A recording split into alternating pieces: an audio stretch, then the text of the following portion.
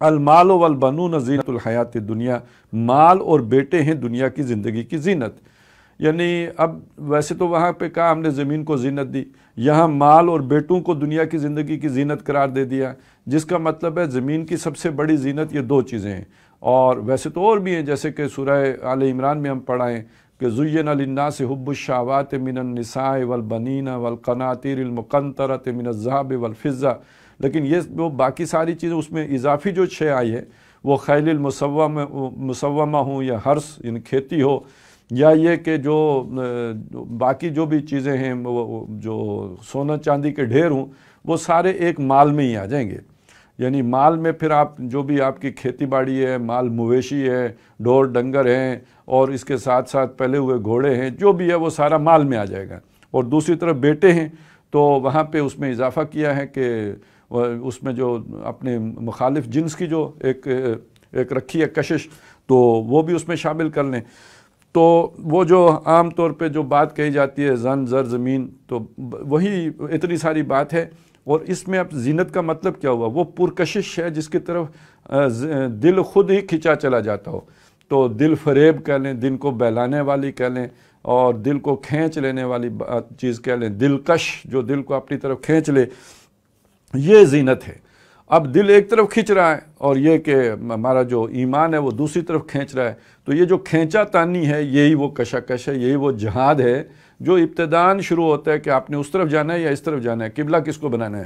تو اب اس میں معلوم ہوا کہ یہ جو زینت حیات دنیا ہے، اس کو جب آپ نے کھولا کہ کس شے کا نام ہے زینت حیات دنیا، المال والبنون زینت الحیات دنیا، دنیا کی زندگی کی زینت در حقیقت مال و اولاد ہے۔ اسی چیز کو علامہ اقبال نے جو ہے وہ اپنے انداز میں بیان کیا کہ یہ مال و دولت دنیا، اب وہ دولت میں اقتدار بھی شامل کر لیں، وہ بھی زینت ہے۔ اور اسے ہم نے پڑھا ہے کہ موسیٰ علیہ السلام نے جو دعا مانگی تھی اللہ سے کہ اللہ تو نے جو یہ فرعون کو زینت دی ہے، مال کا ذکر علیحدہ کیا اور وہاں زینت کا ذکر علیحدہ کیا، وہ اقتداری کے معنی میں تھا، آل فرعون کو جو اقتدار ملا ہے، تسلط ملا ہے، غلبہ ملا ہے، طاقت ملی ہوئی ہے۔ تو یہ سارا یہ مال و دولت دنیا، یہ رشتہ و پیوند،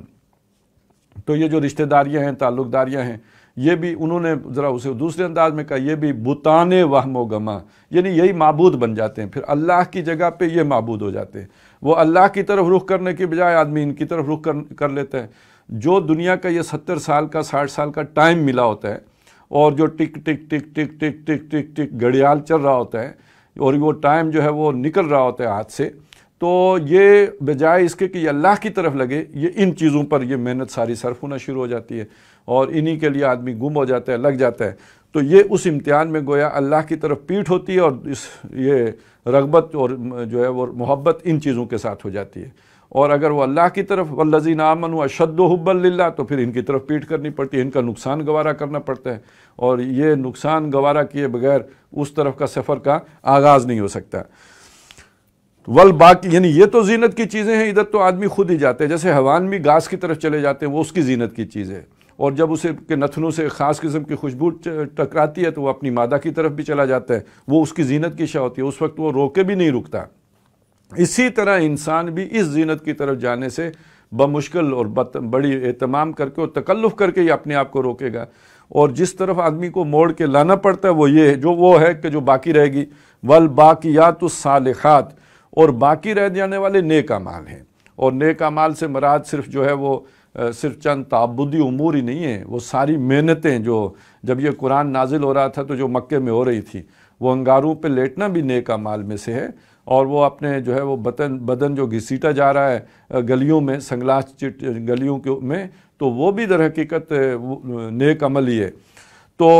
باقی رہ جانے والی وہ نیکیاں ہیں، نیک اعمال ہیں، خیرون وہ بہت بہتر ہیں، عند ربک تیرے رب کے ہاں، ثواباً